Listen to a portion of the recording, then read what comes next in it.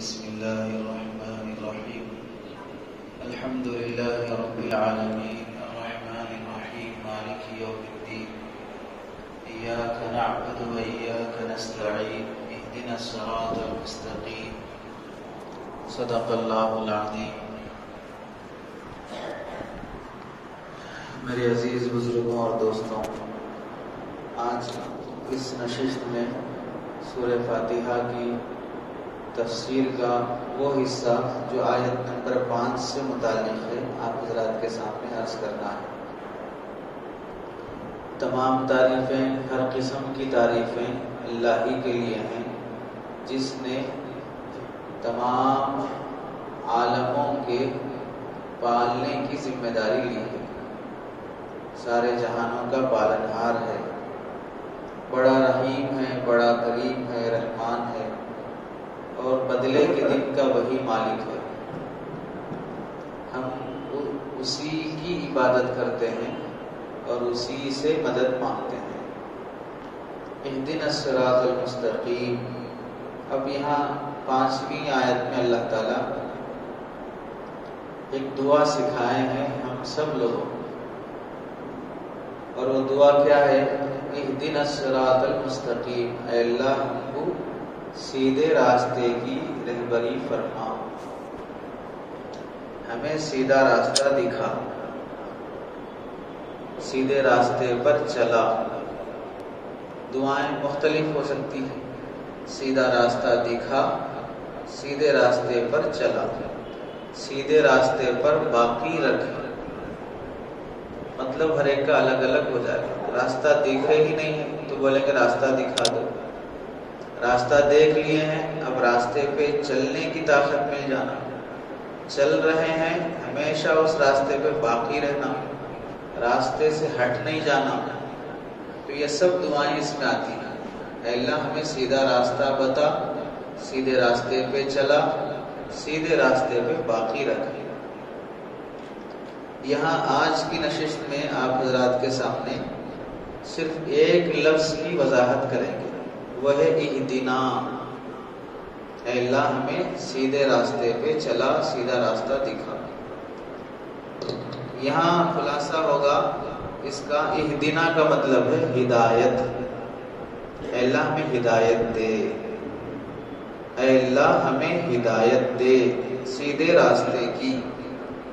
اب یہ ہدایت قرآن مجید نازل ہونے کا مقصود ہے. اللہ نے جو قرآن مجید نازل کیا ہے اس کا مقصد ہی ہے لوگوں کی ہدایت. قرآن مجید ہی نہیں بلکہ اللہ نے اس سے پہلے جتنی آسمانی کتابیں نازل کی ہیں سب کا مقصد ہے ہدایت. موسیٰ علیہ السلام پر اللہ نے توریت نازل فرمائی تو تورات میں اللہ نے فرمایا وَلَقَدْ آتَيْنَا مُوسَى الْكِتَابَ وَالْفُرْقَانَ لَعَلَّكُمْ تَهْتَدُونَ. ہم نے موسیٰ کو کتاب دیا. وَلَقَدْ آتَيْنَا مُوسَى الْكِتَابَ. ہم نے موسیٰ کو کتاب دی. وَالْفُرْقَانَ. حق اور باطل کے درمیان میں فیصلہ کرنے کی کیپیسٹی اور ویسی کتاب ہم نے انہیں دی. لعلکم تہتدون. تاکہ وہ لوگ ہدایت پر آ جائیں. تو آسمانی کتابیں نازل کرنے کا مقصد ہے لوگوں کی ہدایت. قرآن مجید بھی نازل کرنے کا مقصد ہے ہدایت. چنانچہ خود قرآن مجید میں اللہ رب العزت ارشاد فرماتے ہیں ان ھذا القرآن یہدی للتی ہی اقوم. اللہ تعالی ان ھذا القرآن، یہ قرآن مجید، یہدی للتی، ہدایت کرتا ہے، سیدھا راستہ دکھاتا ہے قوموں کے لیے جو بالکل ایسا سیدھا راستہ ہے جس میں کوئی ٹیڑھا پن نہیں ہے. حدیث میں اللہ کے نبی علیہ السلام نے فرمایا ترکت فیکم امرین. میں تمہارے درمیان میں 2 چیزیں چھوڑ کے جا رہا ہوں. لن تضلوا ما تمسکتم بہما. جب تک تم اس کو مضبوطی سے پکڑے رہو گے تو کبھی گمراہ نہیں ہو سکتے. کیا ہے وہ 2 چیزیں؟ کتاب اللہ و سنتی. ایک ہے اللہ کی کتاب، دوسری ہے میرا طریقہ، میری سنت. تو قرآن مجید نازل ہونے کا مقصد کیا ہے؟ پہلی بات معلوم ہوئی، قرآن مجید نازل ہونے کا مقصد لوگوں کی ہدایت ہے۔ دوسری بات، ہدایت دو طرح کی ہوتی ہے، رہبری کرنا، راستہ دکھانا دو طریقے سے ہوتا ہے۔ ایک طریقہ کیا ہے راستہ دکھانے کا؟ عام انسان کو بھی اگر کسی محلے کا، کسی ہاسپٹل کا، کسی مسجد کا راستہ معلوم نہ ہو، وہ ایریے میں نیا ہے، تو پھر آ کے آپ سے پوچھتا کہ بھئی فلاں جگہ جانے کے لیے کون سا راستہ ہے۔ مثلا کسی کو مسجد گنج شہیدہ معلوم نہیں، تو وہ آنے کے بعد اس ایریے میں پوچھے گا بھئی بڑی مسجد کہاں ہے۔ تب پوچھنے کے بعد بتانے کے دو طریقے ہیں۔ ایک طریقہ کیا ہے؟ آپ بولیں گے کہ آصف نگر کا چوراستہ آئے گا، وہاں سے آپ رائٹ لے لیجئے، سیدھے جانے کے بعد آپ کو دائیں طرف میں ایک مسجد نظر آئے گی، وہی بڑی مسجد ہے۔ یہ ہو گیا راستہ بتانے کا ایک طریقہ۔ دوسرا طریقہ یہ ہے کہ آپ اس بندے کو بولیں گے کہ میں ادھر جا رہا ہوں، آپ بیٹھ جائیے، میں آپ کو وہاں چھوڑ دیتا ہوں۔ یہ بھی راستہ بتانے کا دوسرا طریقہ ہے۔ دونوں طریقے ہیں۔ اللہ رب العزت سے ہم کون سا راستہ مانگ رہے ہیں؟ کیا طریقہ مانگ رہے ہیں؟ اللہ ہم کو خالی وہ راستہ دکھا دے، ہم چل لیں گے، ہم ڈھونڈ لیں گے جو بھی ہے۔ یہ اللہ سے ہم مانگ رہے ہیں کہ اللہ جو سیدھا راستہ آپ بول رہے ہیں وہاں تک ہمارے کو آپ خود لے کے جائیے۔ کیا چاہتے ہیں؟ نہیں بولتے۔ اللہ تعالیٰ بتا دیں ایسے لیفٹ جا کے، رائٹ جا کے، ادھر جا کے آپ دیکھ لو کہاں ہے سیدھا راستہ۔ یہ چاہتے ہیں یا اللہ تعالیٰ خود ہم کو منزل تک، سیدھے راستے تک رہبری کرتے ہوئے ساتھ لے کے چلیں؟ کیا چاہتے ہیں؟ ساتھ لے کے چلیں۔ تو اہدنا الصراط المستقیم میں بندے جب دعا کرتے ہیں تو یہ دھیان ہونا چاہیے کہ اللہ میرے کو خالی یہ سیدھا راستہ وہ ٹیڑھا راستہ دکھانا نہیں ہے، سیدھے راستے پہ آپ میرے کو لے کے چلنا۔ تو اس کو کہتے ہیں، ایک ہے اراءۃ الطریق، دوسرا ہے ایصال الی المطلوب۔ ایک ہے راستہ دکھا دینا، دوسرا ہے منزل تک لے جا کے پہنچانا۔ تو اللہ سے جو ہدایت مانگی جا رہی ہے وہ ہدایت ہے جس میں ہم اللہ کی معیت، اللہ کی توفیق کے ساتھ راستے پہ چلتے رہیں، خالی دکھانے دینا ہے۔ یہ ہو گئے ہدایت کے، یعنی سیدھا راستہ دکھانے کے دو طریقے۔ اب پھر اس میں ہم کو جو سیدھا راستہ دکھانا ہے وہ سیدھا راستے کے درجے ہیں۔ دکھانے کے طریقے دو ہیں، دکھانے کے درجے چار ہیں۔ دکھانے کے درجے، سیدھا راستہ دکھانے کے چار درجے ہیں۔ کیا پہلا درجہ ہے؟ پہلے درجے کا نام ہے ہدایت تکوینی۔ ہدایت تکوینی کا مطلب کیا ہے؟ اللہ نے پوری کائنات کو ایسا بنایا کہ اس کے اندر سیدھے راستے پہ چلنے کی کچھ نہ کچھ کیپیسٹی رکھے ہیں اللہ۔ انسان، جنات، شیطان، ابلیس، فرشتے، جانور، حیوانات، درخت، پتھر، سب کے اندر اللہ ہدایت رکھے ہیں۔ ہدایت بولتے سیدھے راستے پہ چلنا۔ درخت ہے، ناریل کا درخت ہے، اس کے لیے ہدایت کیا ہے؟ پھیلنے میں ہدایت ہے، سیدھا جانے میں ہدایت ہے۔ سیدھے جانے میں ہدایت ہے، پھیلنے میں ہدایت نہیں ہے۔ آم کا درخت ہے، پھیلنے میں ہدایت ہے، سیدھا جانے میں ہدایت نہیں ہے۔ درخت جو جیسا ہونا چاہیے ویسا ہونا، اس کی ہدایت۔ پتھر جو جیسا ہونا چاہیے ویسا ہونا، اس کی ہدایت۔ اس واسطے پتھر بھی جب گمراہ ہو جاتے ہیں تو وہ جہنم کا ایندھن بن جاتے ہیں۔ اب پتھر پتھر رہنا تھا، پتھر جا کے مورتی بن گیا۔ نہیں سمجھے؟ پتھر کو کیا ہونا چاہیے تھا؟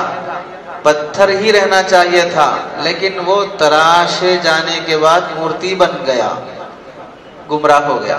تو اللہ کیا کریں گے؟ جہنم کا ایندھن بنا دیں گے۔ قرآن مجید میں فرمایا کہ جس کی پوجا کر رہے ہیں یہ لوگ، جہنم کو ہم دہکانے کے لیے ان پتھروں کو ایندھن بناتے ہیں. چولہا جلانے کے لیے چھوٹی چھوٹی لکڑیاں ڈالتے ہیں، ویسے جہنم کو دہکانے کے لیے اللہ تعالیٰ ان مورتیوں اور بتوں کو ڈالیں گے. درخت کو درخت رہنا چاہیے تھا، وہ درخت رہنے کے بجائے پوجا کی چیز بن گیا ہو، تو اب وہ گمراہ ہو گیا، تو اس کو اللہ تعالیٰ جہنم کا ایندھن بنا دیں گے. ایسے ہی دوسری چیزیں بھی، ناریل سالن میں استعمال کرنے کے لیے رہنا چاہیے تھا، پوجا کے لیے بن گیا ہو، اب وہ گمراہ ہو گیا، اب نہیں کھا سکتے. اب اس وہ بنا اسی واسطے ہے کہ لوگوں کو فائدہ پہنچائے. وہ فائدہ پہنچایا تو وہ ہدایت پر ہے، فائدہ نہیں پہنچایا ویسٹ ہو گیا ہو. تو ایسے ہی جو ناریل غلط جگہ پہ چلا گیا، اب اسے استعمال کرنا شریعت میں ناجائز ہے. پوجا کا ناریل اب استعمال نہیں کر سکتے، اس کے اندر گمراہی آ گئی. اسے کہتے ہیں ہدایت تکوینی.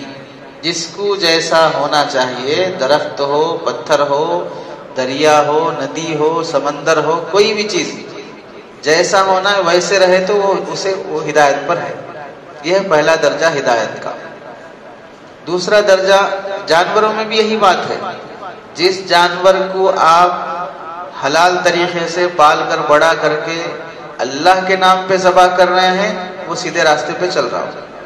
جو جانور غیر اللہ کے نام پہ چلا جائے گا وہ گمراہ ہو گیا، غلط راستے پہ چلا گیا. اب جو غیر کے نام پہ ذبح ہو رہا ہے، پوجا کے نام پہ ذبح ہو رہا ہے، جس کی بلی چڑھ رہی ہے یا کسی بزرگ اور ولی کے نام پہ وہ کٹ رہا ہے، اب وہ حرام ہو جائے گا کیونکہ وہ گمراہ ہو گیا. تو یہ ہے بنیادی چیز ہدایت تکوینی. دوسری چیز ہے ہدایت تشریعی. دوسرا درجہ ہے ہدایت تشریعی. ہدایت تشریعی کیا ہے؟ یہ ہے انسانوں کے ساتھ خاص ہے. دوسرے درجے میں جناتوں کے لیے ہے کہ شریعت پر چلنے کی ہدایت. اس میں جانور نہیں آتے، اس میں درخت نہیں آتے، اس میں پتھر نہیں آتے، اس میں صرف انسان اور جنات آئیں گے کہ اب شریعت پہ چلنا ہے تو تمہارے لیے ایسا قانون، ایسے احکامات اور ایسا طریقہ ہونا کہ اس طریقے کو فالو کرو گے تو تم کو بول سکتے کہ انہوں ہدایت پر ہیں. تو اس کے لیے اللہ تعالیٰ ہر دور میں کتابیں نازل کیے، صحیفے نازل کیے، انبیاء کو بھیجے. ان کے بعد ہدایت کا سلسلہ جاری رکھتے ہوئے انبیاء کے وارثین علماء کو بھیجے، صلحاء کو بھیجے، اولیاء کو بھیجے. یہ لوگ لوگوں میں وہی کام کرتے ہیں جو ہدایت تشریعی کا ہے کہ بھئی یہ قانون ہے، یہ مسئلہ ہے، یہ حلال ہے، یہ حرام ہے. اس طرح اگر آپ چلو گے تو پھر صحیح راستے پہ رہو گے، اگر اس سے ہٹ جاؤ گے تو گمراہ ہو جاؤ گے.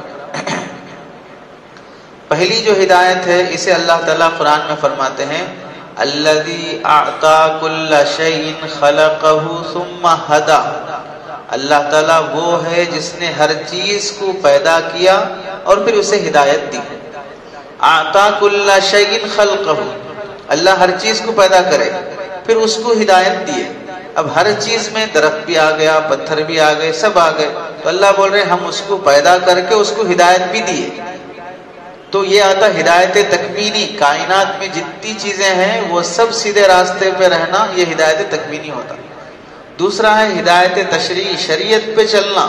اسے اللہ تعالیٰ قرآن میں فرماتے ہیں ذالک الکتاب لا ریب فیہ ھدی للمتقین.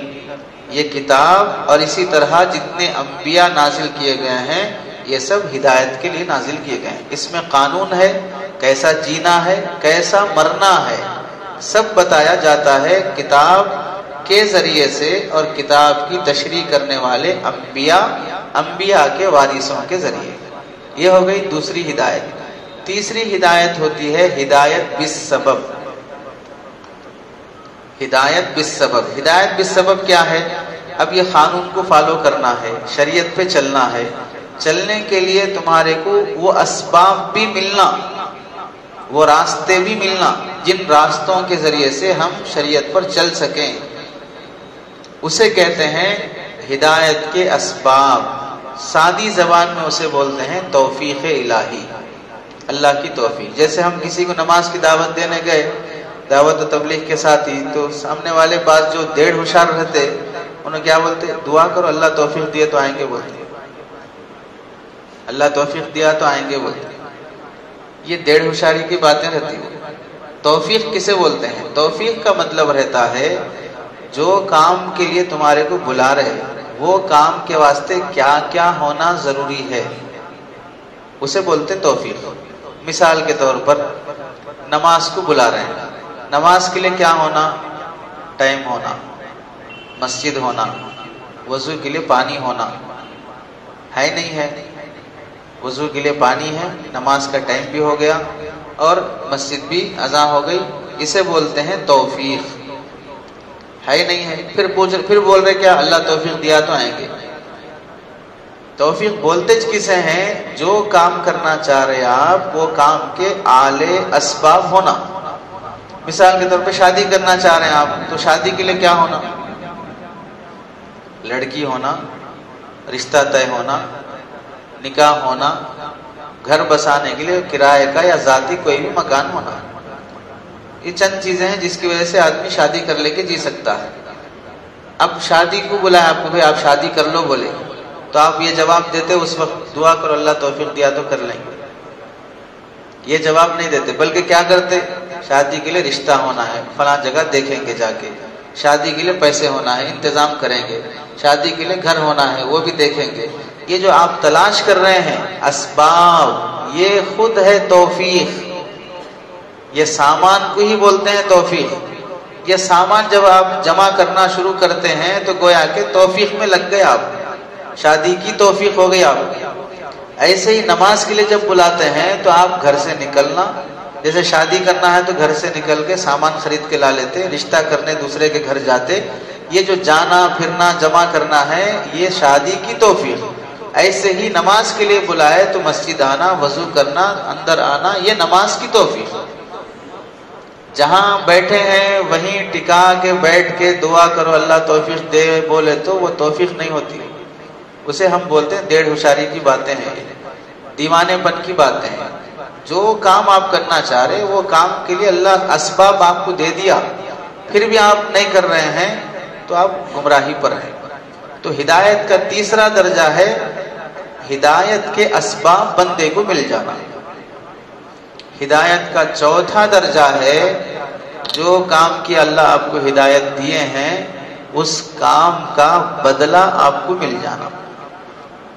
اس کام کا بدلہ آپ کو نماز کی توفیق مل گئی. ملنے کے بعد نماز پڑھ لی، پڑھنے کے بعد آپ کو کیا ہونا؟ ثواب ہونا.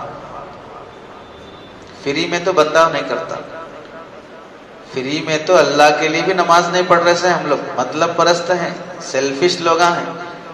اس واسطے دوان تبلیغ میں کیا ہے؟ فضائل فضائل فضائل بیان کر کر کے اتنا دماغ یہ ہو گیا، یہ کرے تو یہ فضیلت، وہ کرے تو وہ فضیلت، وہ پڑھے تو وہ فضیلت. فضیلتاں سن سن کے کرنے والے ہیں. اب کسی کام کی کوئی فضیلت نہیں بولے تو اتنا زیادہ دلچسپی نہیں ہے.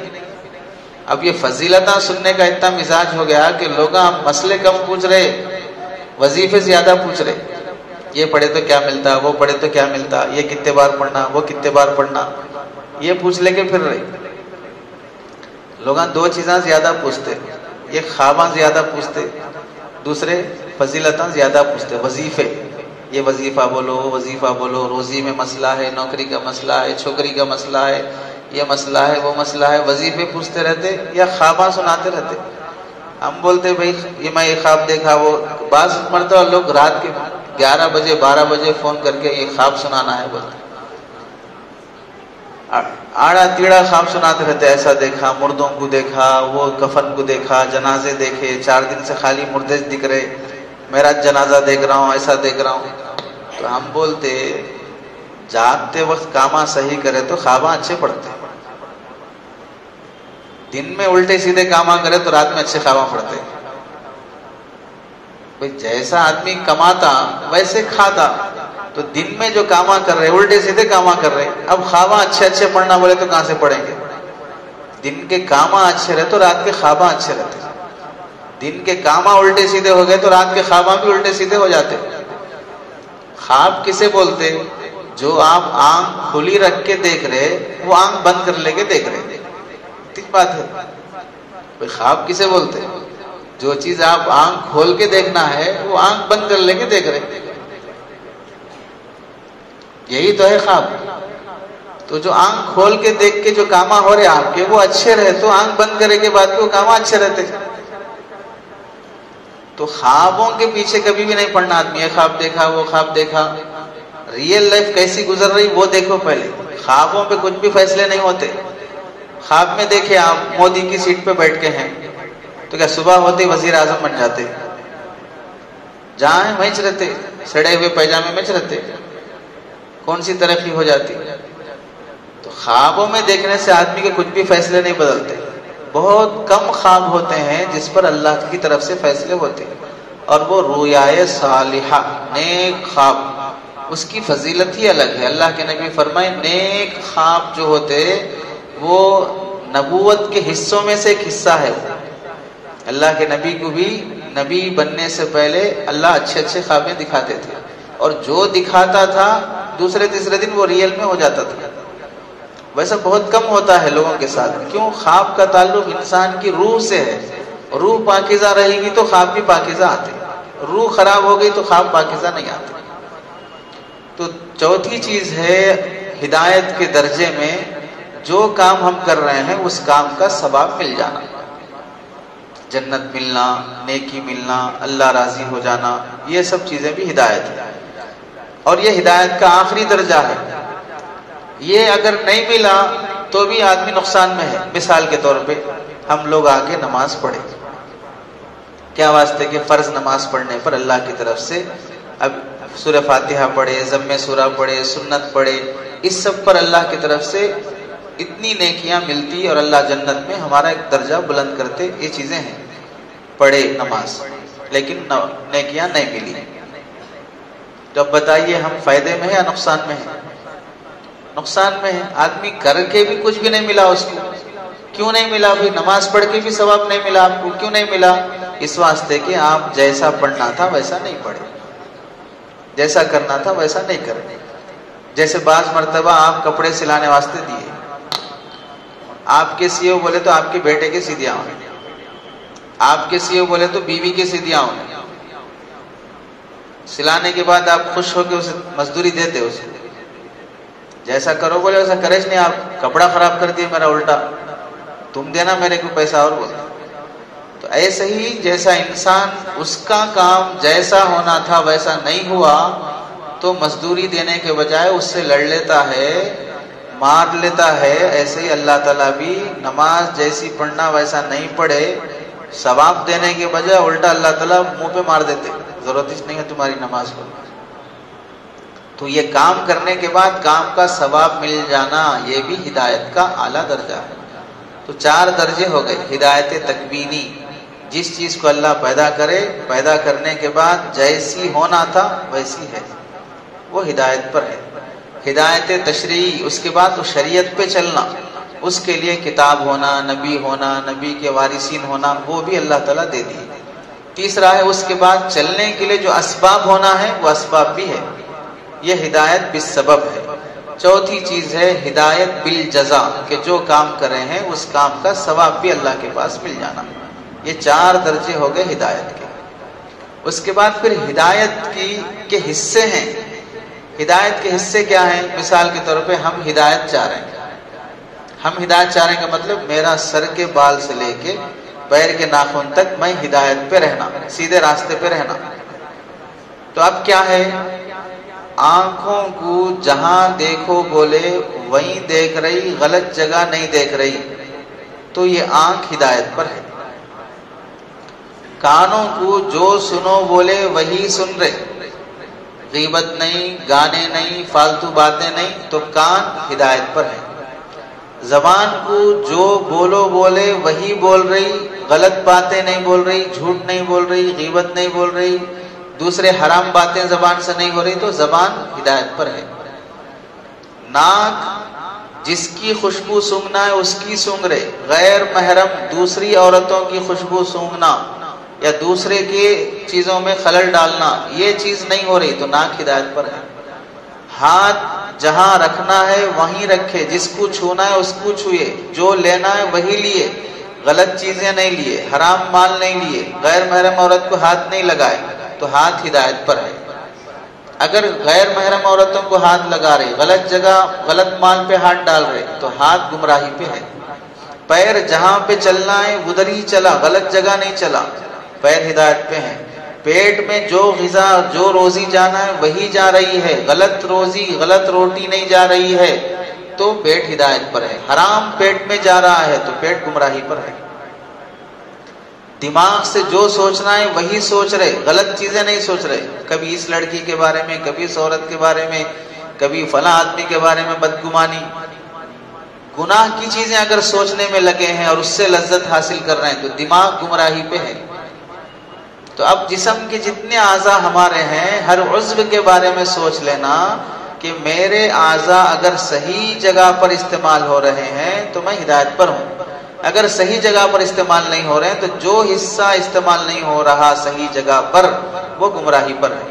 اب یہ پورے جسم کے اعضاء ہیں، یہ باڈی پارٹس ہیں، ان سب کا ایک مین سینٹر ہے، وہ ہے دل۔ یہ دل اگر صحیح رہے گا تو پھر یہ سارے اعضاء بھی ہدایت پہ رہیں گے۔ تو خلاصہ اب کیا ہوتا، جتنے بھی اعمال ہیں دنیا میں جو پیش آ رہے ہیں، اچھا برا خراب جو بھی ہے، ان سب کا تعلق ہمارے اعمال سے ہے۔ اعمال کا تعلق ہمارے جسم کے باڈی پارٹس سے ہے، جسم کے اعضاء کا تعلق ہمارے دل سے ہے، دل کا تعلق اللہ کی امر سے ہے، روح سے ہے، اللہ کی روح سے ہے۔ جو انسان کے اندر روح ہے وہ روح اللہ کا حکم ہے، اس روح سے دل کا تعلق ہے۔ اب اگر وہ روح صحیح ہو گئی، پاکیزہ بن گئی، روحانیت انسان کے اندر پیدا ہو گئی تو دل بن جاتا، دل بن گیا باڈی پارٹس بن جاتے، اعضاء بن گئے تو پھر اعمال اچھے بن جاتے۔ یہ روح صحیح بننا ہے پہلے، پاکیزہ روح سے پاکیزہ اعمال نکلتے، غلیظ روح سے ناپاک روح سے ناپاک اعمال نکلتے۔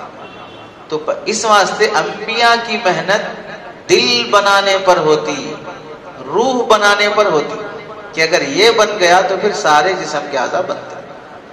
تو ہدایت کے لیے اعضاء بننا، اعضاء بننے کے لیے دل بننا، دل بننے کے لیے روح بننا، روح جب بنے گی تو جسم کا ہر عضو پاک ہو جائے گا۔ اسی کو اللہ کے نبی حدیث میں فرمائے، الا ان فی الجسد لمضغہ، سنو جسم میں ایک خون کا لوتھڑا ہے، اگر وہ صحیح ہو گیا سارا جسم صحیح ہو جائے گا، اگر وہ بگڑ گیا سارا جسم بگڑ جائے گا۔ ایک چیز ہو گئی، ہدایت مانگنا الگ چیز ہے، ہدایت پہ چلنا الگ چیز ہے۔ یہاں قرآن میں جو آیت پڑھی گئی ہے اس میں ہم اللہ سے مانگے اہدنا، اے اللہ ہمیں سیدھا راستہ دکھا، سیدھے راستے پہ چلا۔ یہ جو بول رہے ہیں کس سے؟ زبان سے بول رہے ہیں، اللہ سے جو مانگ رہے ہیں دعا زبان سے مانگ رہے ہیں۔ زبان کتنی ہے؟ ہر ایک کی زبان کتنے انچ کی ہے؟ 3 انچ کی ہے، 3.5 انچ کی ہے، 4 انچ کی ہے، اتنی زبان ہے جو سیدھا راستہ مانگ رہی۔ کتنے بار مانگ رہی؟ 5 ٹائم، ہر نماز میں، ہر رکعت میں، نفل میں، سنت میں، فرض میں، واجب میں، سب میں اتنی چھوٹی زبان ہدایت مانگ رہی۔ جسم کتنا ہے؟ 4 فٹ کا، 5 فٹ کا، 6 فٹ کا، 6.5 فٹ کا، 7 فٹ کا۔ جسم بڑا ہے، زبان چھوٹی ہے۔ یہ چھوٹی زبان دن میں 5 ٹائم ہر نماز میں، ہر رکعت میں سیدھا راستہ مانگ رہی۔ یہ بڑا جسم نماز سے باہر جانے کے بعد دکان پہ، آفس پہ، مارکیٹ میں بیٹھ کے گمراہی پہ چل رہا ہے۔ زبان ہدایت مانگ رہی، جسم گمراہی پہ چل رہا ہے۔ تو آدمی چھوٹے چھوٹے لوگوں کو دیکھ کے فیصلہ کرتا ہے یا بڑی بڑی پارٹیوں کو دیکھ کے فیصلہ کرتا ہے؟ دو آدمی لڑ لے رہے آپس میں، ایک آدمی چھوٹے خاندان کا ہے، چھوٹی حیثیت کا ہے، دوسرا ذرا پاور والا ہے۔ اگرچہ کہ انہیں غلطی پر ہے، لیکن فیصلہ کرنے والا دیکھتا عافیت اس میں ہے، بھائی اس کے حوالے کر دیں گے، نہیں تو میری جان کا خطرہ ہے، نہیں معلوم بابری مسجد کس کی ہے بول کے، وہ زمین کس کی ہے بول کے، لیکن جو پیچھے سے پاور والا ہے کہ اگر جان پیاری ہے بولے تو فیصلہ کرو، اور کب فیصلہ کرو؟ ریٹائرڈ ہونے سے ایک دن پہلے فیصلہ کر کے پتلی گلی سے نکل جاؤ، جان بھی محفوظ رہتی۔ جان محفوظ رہنا کیا، تمہارے کو ممبر آف پارلیمنٹ بنا لیتے ہیں۔ تو جب پاور والا ہوتا ہے سامنے تو آدمی اسی کے حوالے ہو جاتا۔ تو ایک چھوٹی زبان کیا ہے، اللہ سے ہدایت مانگ رہی، ایک بڑا جسم جو ہے وہ گمراہی پہ چل رہا ہے۔ اللہ فیصلہ کرنا بولے تو کیا دیکھ کے فیصلہ کرنا؟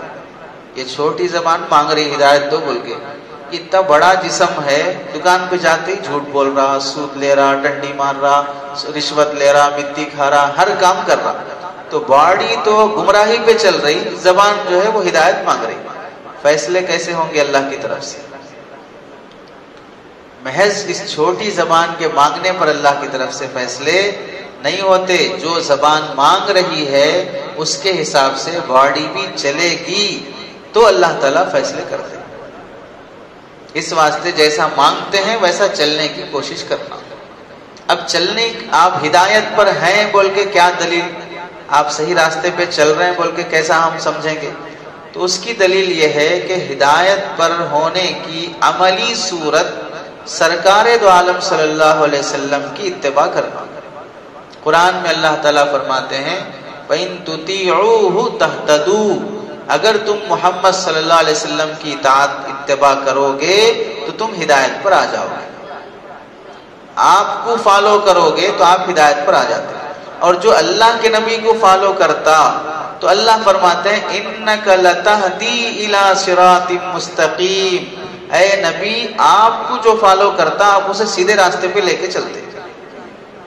اِنَّكَ لَتَهْدِي إِلَى صِرَاطٍ مُسْتَقِيمٍ، تو آپ جوڑو، اللہ بول رہے سیدھا راستہ مانگو، مانگے، مانگنے کے بعد چلو۔ چلنا بولے تو کیسے کرنا؟ نبی کو فالو کرو۔ ان تطیعوہ تہتدوا، نبی کو فالو کرو گے تو آپ ہدایت پہ رہو گے۔ اب نبی کو جب فالو کرو گے تو نبی کہاں لے کے جاتے؟ انک لتہدی الی صراط مستقیم، اے نبی آپ ان کو سیدھے راستے پہ لے کے جاتے۔ آگے کیا مانگے؟ اہدنا الصراط المستقیم، اللہ ہم کو سیدھا راستہ دکھا۔ اب دکھانے کے بعد اللہ بول رہے نبی کو فالو کرو، نبی کو فالو کرو گے تو نبی سیدھے راستے پہ لے کے جاتے۔ تو آدمی عملی طور پہ ہدایت پہ آنے کے لیے اللہ کے نبی علیہ السلام کی سنتوں کی زندگی اپنانا ضروری ہے۔ اتباع اور اطاعت کے بغیر کوئی آدمی ہدایت پر نہیں آ سکتا، سیدھے راستے پر نہیں آ سکتا۔ یہ چیزیں ہیں اہدنا، جو آج آیت پڑھے تھے، اے اللہ ہم کو سیدھا راستہ دکھا۔ دکھانے میں ہم آپ کو بتائیں، ایک ہے راستہ دکھانا، دوسرا ہے راستے پہ چلانا، تیسرا ہے راستے پہ جمانا۔ دکھانا، چلانا، جمانا، یہ تین چیزیں، راستے پہ جمے رہنا۔ پھر دکھانے میں ہم دو قسمیں کریں، ایک ہے راستہ دکھا دینا، دوسرا ہے لے جا کے پہنچا دینا۔ پھر چار قسمیں ہم بیان کریں کہ راستہ دکھانے کے درجے ہیں، ہدایت تکوینی، تشریعی، ہدایت بالسبب، ہدایت بالجزا، یہ چار قسمیں ہوں گی۔ پھر جسم کے اعضاء میں ہر عضو کی ہدایت الگ ہے۔ آنکھ صحیح دیکھی وہ ہدایت پر ہے، جسم کا ہر عضو اپنا کام کرا تو وہ ہدایت پر ہے۔ ہدایت کا عملی نمونہ ہونے کے لیے نبی کو فالو کرنا ہے، نبی کو فالو کرو گے تو صحیح راستے پر نبی ہمیں پہنچائیں گے۔ یہ تھا آج کے سبق کا خلاصہ، اہدنا، اے اللہ ہم کو سیدھا راستہ دکھا۔ اب الصراط المستقیم وہ دوسرا پارٹ ہے، سیدھا راستہ دکھا بولے۔ سیدھا راستہ کسے بولتے ہیں؟ سیدھا راستہ کسے کہتے ہیں؟ سیدھے راستے کی تشریح کیا ہے؟ اب یہ دعا جو مانگنا ہے صرف مسلمانوں کو مانگنا ہے یا نبیوں کو بھی مانگنا ہے؟ اب نبی بھی تو ہدایت پر ہی ہیں، لیکن سورہ فاتحہ تو نبی بھی پڑھے سچ ہیں، صحابہ ہدایت پر ہیں لیکن صحابہ بھی سیدھا راستے کی یہ دعا پڑھے سچ ہیں۔ تو پھر نبی اور صحابہ کے لیے سیدھا راستہ دکھا بول کے مانگنے کا کیا مطلب؟ آلریڈی وہ لوگ سیدھے راستے پر ہیں۔ سیدھا راستہ بولتے کسے ہیں؟ تو اس متعلق انشاءاللہ اگلی نشست میں بیان کریں گے۔ اللہ ہم سب کو عمل کی توفیق نصیب فرمائے۔